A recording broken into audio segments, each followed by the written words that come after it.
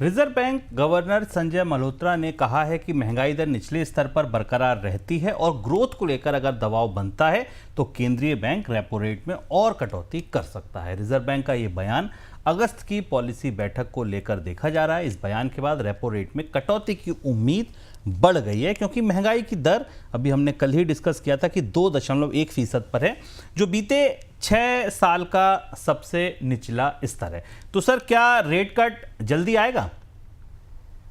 Rate cut आएगा तो जल्दी आएगा कि नहीं, इसका संकेत नहीं है, क्योंकि जो प्रारंभिक अनुमान थे वो ये थे कि महंगाई में जो ट्रेजेक्ट्री बनी हुई थी वो ट्रेजेक्ट्री जारी रहेगी। रिजर्व बैंक के जानकारी में भी था। और दूसरा ये माना जा रहा था कि रिजर्व बैंक ने 2 बड़ी कटौतियां बैक टू बैक कर दी हैं, इसलिए वो इसके लिए दिसंबर तक का इंतजार करेगा। तो अगस्त की बैठक में ही रेट कट का अनाउंसमेंट होगा, इसकी संभावना नहीं है। लेकिन आरबीआई गवर्नर ने दरवाजा खुला, ओपन छोड़ दिया है कि अगर जरूरत पड़ती है तो रेट कट की जाएगी। दुविधाएं कई हैं उनके सामने।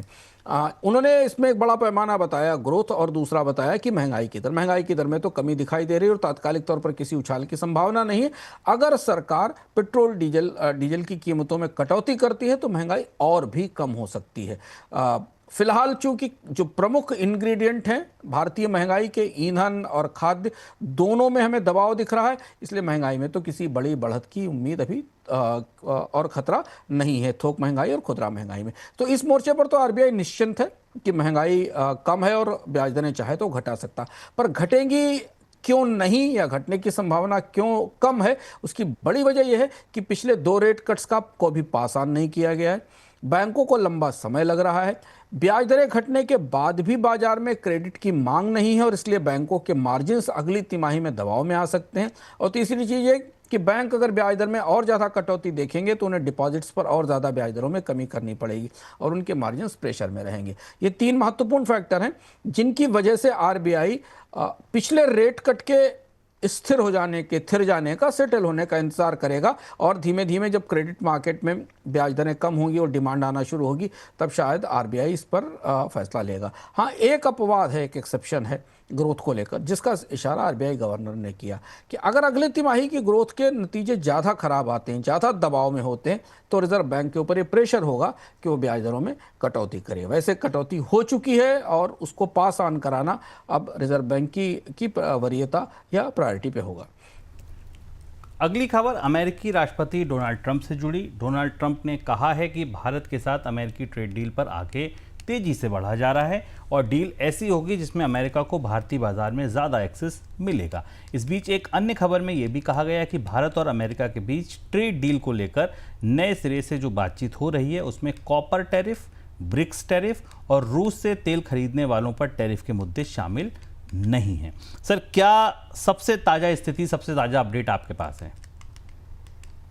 डोनाल्ड ट्रंप भारतीय बाजार में एक्सेस को लेकर बहुत उत्सुक, बेचैन और आक्रामक भी हैं। कल इंडोनेशिया की बात करते करते, अगर आपने बयान सुना हो तो आपको दिखाई देगा, इंडोनेशिया की बात करते करते वो इंडिया पर गए और उन्होंने कहा कि इंडिया भी उनको मार्केट एक्सेस देगा। भारतीय पक्ष की तरफ से बहुत उत्साह नहीं दिखाई पड़ा। भारतीय पक्ष की तरफ से ऐसा भी खुलकर संकेत नहीं दिया गया कि बातचीत किसी दिशा में बढ़ रही है। लेकिन डोनाल्ड ट्रंप का यह कहना था कि हम डील हासिल कर लेंगे। हाल में जो उन्होंने 2-3 डील की और जिसमें उन्होंने जितने दबाव के साथ, जितनी ताकत के साथ दुनिया के देशों को अमेरिका की शर्तें मानने पर बाध्य किया है या मजबूर किया है, उस रोशनी में भारत की चुनौती बढ़ जाती है। वार्ताएं चल रही हैं, ये भी संकेत हैं कि शायद जो बाकी टैरिफ उनको शामिल नहीं किया जाएगा।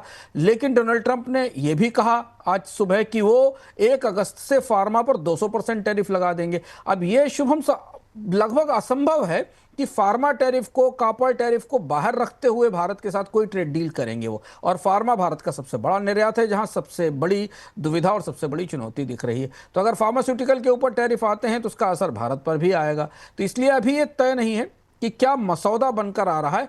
लेकिन जो संकेत आए उसमें इंडोनेशिया के साथ डील ने कुछ संकेत दिए हैं कि डोनाल्ड ट्रंप अगर भारत के साथ सहमत होते हैं तो वो किन चीज़ों पर सहमत हो सकते हैं और क्या शर्तें भारत की तरफ से दी जा सकती हैं। या डोनाल्ड ट्रंप कुछ और भी चाह सकते हैं भारत से डील करने के लिए, यह भी खुलकर स्पष्ट नहीं हुआ। लेकिन बातचीत धीमी है। कई मुद्दों पर गहरा गतिरोध दिखाई दे रहा है। फिर भी जो खींचतान है वो एक मिनी डील को सामने लाने की है और ट्रंप भी आशान्वित हैं कि ये डील हो जाएगी। अब ट्रंप जितने आशान्वित दिख रहे हैं, भारतीय पक्ष उतना आशान्वित नहीं है। भारतीय पक्ष उतनी सतर्कता के साथ इस पर आगे बढ़ना चाहता है।